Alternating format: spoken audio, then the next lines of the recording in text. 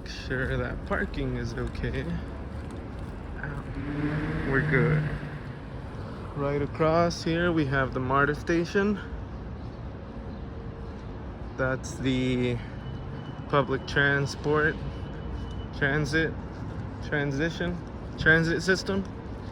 system here in Atlanta.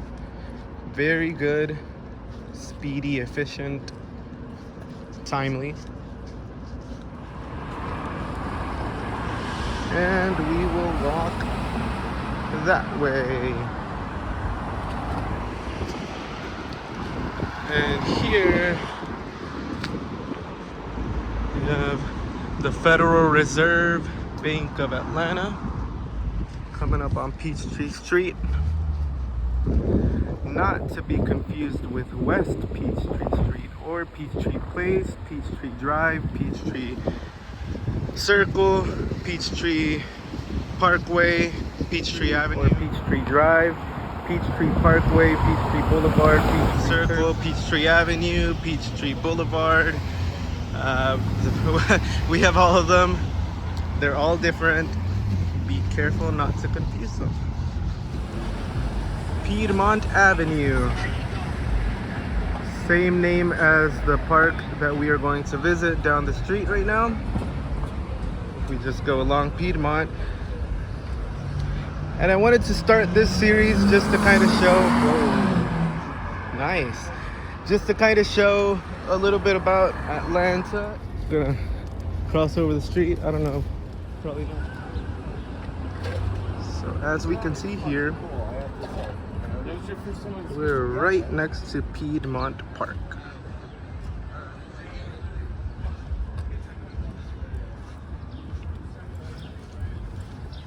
Piedmont.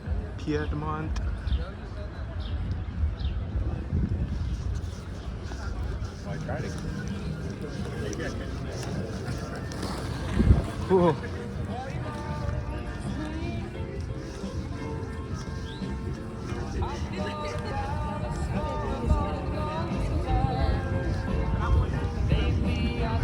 Get it?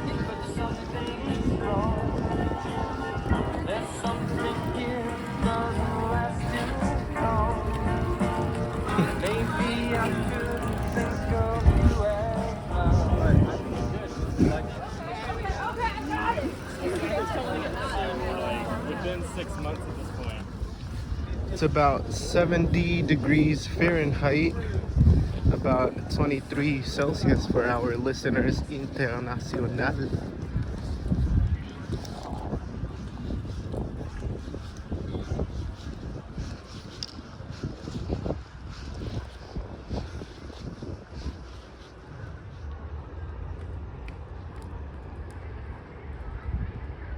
Just had a conversation with that couple about what that, I don't know what that bird's name is, but I think we came up with stork.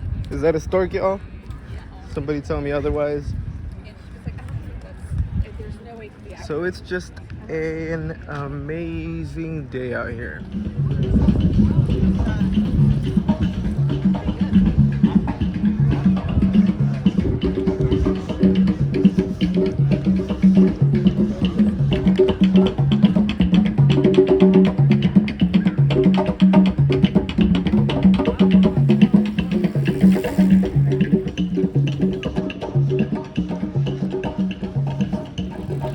I think this park is supposed to be something like Central Park type of style, type. There we can see one of the roads over there. Lots of traffic. Over here we have a nice setup with tables and drinkies and cans and beers and all that good stuff. And ooh, there's some food. This park is literally right in the middle of the city. I mean, look at that. We can see downtown. That's actually Midtown Atlanta. We can see it. Yeah, God. Oh, puppies. I don't know if you can tell in the video, but I'm actually limping right now. I don't know how that's gonna affect the bumpiness of the video. Hey, what's up? What's up? Right over here where there's all this activity going on. Ooh. Oh man, that's how I had a little whoopsie the other day. Man, it had just rained, and you know what they say, water on the roads is what makes it the slippiest, slippiest. I'm gonna go with slippiest. And so in front of me, these two cars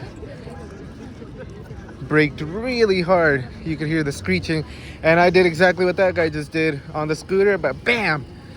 It wasn't nice. And so that's causing me to limp right now. It is March 3rd or 4th, I don't know, but we're starting spring now, so we can see a lot of activity out here. So this will be pretty much the start of a series to show you around Atlanta, show you mostly the free stuff to do around Atlanta is what I'm mostly concerned with. We seem to have found a gardening area. Oh, a volunteer garden apparently. Oh, that'd be something pretty cool to look into. Apparently some meetings go on out here. That's pretty cool. So I wanted to start making these videos because I want to start doing something online with travel. Don't know what yet exactly. Thought about a blog. Thought about a bunch of different things, but I got to start somewhere. I've been going to a lot of parks, they have a lot of nature preserves out here, they call them. I'm gonna be showing some of those hopefully in the series too. One thing I wanted to talk about today mostly, and I'll continue, is about lifestyle deflation. It's basically the thing that can combat lifestyle inflation, which, what is that? Lifestyle inflation is basically the phenomenon that happens when people start getting paid more money, or when they come across more money, right? So that, what is that? It's, say I get a raise and I say, well, I'm gonna go out and buy a new car, nice, because I can afford it, right? And then at the end of the month, I'm still broke, like always, right? Like I'll get a promotion at work, I'll move into a really nice building downtown, right? Downtown Atlanta, Midtown Atlanta. More money, keep more spending. And it was crazy because at the end of the month, I was just as broke as when I was just delivering food, or when I was working as a lifeguard at college. Very little at the end of the month, nothing to invest, nothing to have for a rainy day. I just needed to find ways that I could control my spending.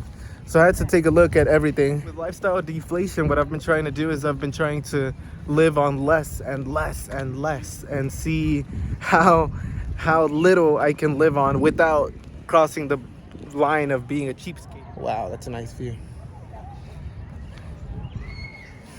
Yeah, so when I realized that I was still being left with zero money, even after getting a good job, that's when I started to realize that I was doing something that, I guess, something wrong, you know.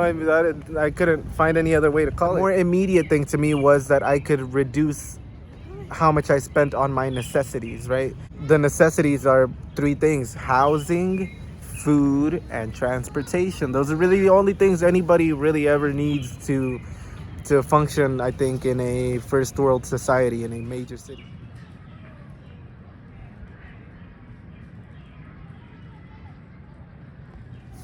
Okay, duck break over. First part of my lifestyle deflation was to find a cheap place to live, as cheap as possible. I found a room for rent on Airbnb, and then after a couple of months of being there, I made an agreement with the landlord to stay there long term. It only cost like 2/3 of what I would have paid to live in one of the studio apartments in Midtown or in downtown Atlanta. And I'm not that far. I'm like 5 miles from downtown, not even, about 4 miles.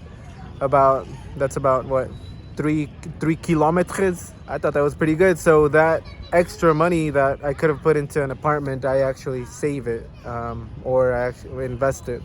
And my point here is that it's very expensive to live almost anywhere nowadays in the city.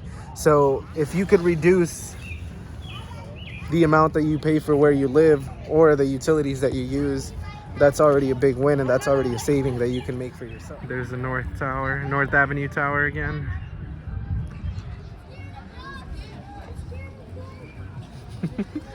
So the second thing that I started doing for lifestyle deflation was to look at transportation. In Atlanta, they have a decent transportation system. It's called MARTA. I think I showed a station earlier. And so I started taking the train every day to work instead of driving a car, or instead of taking an Uber. Oh, that was another part of my lifestyle deflation. Stop taking Uber. I had to stop taking Uber. Oh my god, that stuff's expensive. Crazy expensive. Look at these duckies. They just live life. Don't care about no Uber. Don't care about having to pay or make money. Man, I'd kill to be a duck. And it's really nice out here. They got a pool. It's not open yet. I think it'll open in April, maybe May. Most likely May. Y'all come through and check it out. The third and most recent action I've taken with lifestyle deflation to combat lifestyle inflation has been to change what I eat. That I made for food was that I eat the same exact thing almost every single day. I wanted to pick a food that was healthy and nutritious. What I landed on was lentils. Lentils. I love lentils. I bought myself about a 3-month supply when I came to this realization that I could make a very simple lentil recipe. I just take a bag of a pound of lentils, throw it in a pot with water, throw in a can of canned tomatoes, and throw in a can of mixed vegetables. Just let it simmer for about an hour, and that's it. And it gives me about 5, 6, maybe 7 bowls of healthy, nutritious lentils. And sometimes I'll mix different things in there, like spicy sausage or bacon. And really, you can add anything that you want. You can add any vegetable. You can make it more spicy. You can make it more sweet. And for the spices, I just throw anything in there, whatever's in my cabinets.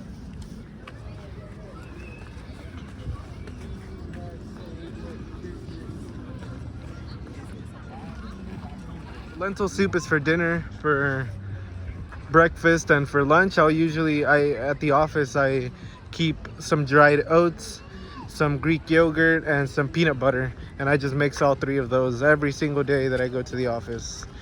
And I find it delicious. I think it's very nutritious. It's super cheap. It's also really cool to find the special. So I just stock up on those whenever they have the special and just keep them at work. I found that it really works for me. The last part of it was to stop going out to eat so much. God dang it. I was consuming so much food and so many drinks outside of the house, and it just becomes so much more expensive than if I were to cook it. Most of the food that I can find out at restaurants, most of it, of course not, I mean, there are a lot of things that I can't cook myself, but most of it, I can make something very similar taste pretty good at home. So it only costs a fraction of the price, what, like a third? So I'd probably save that much money. I talk about these 3 things with lifestyle deflation because I found that there are 3 things that I can control very directly. Those are the things that I've found that work for me at the moment, especially living alone and not being someone that I consider a very high maintenance person. I think it's been I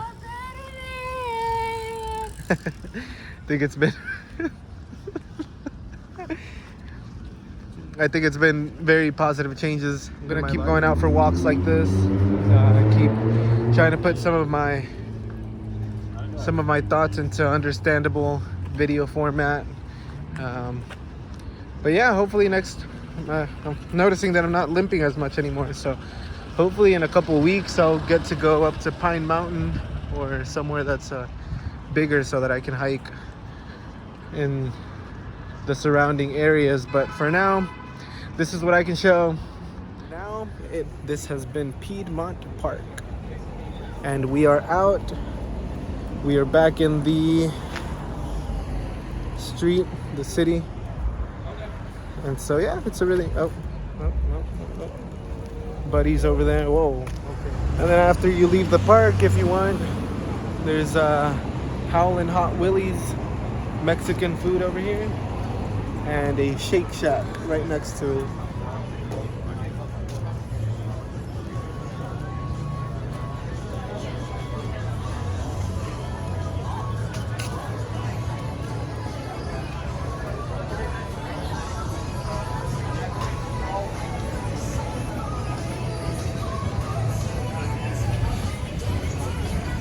talk about other things in future videos, including some of the books I'm reading, some of the books I've read, share some stories, things like that.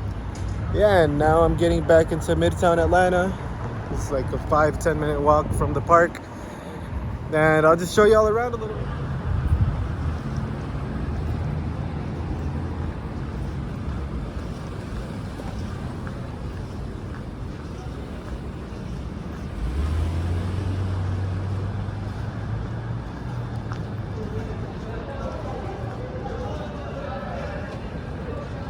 Oh, jaywalk? No jaywalk. Jaywalk.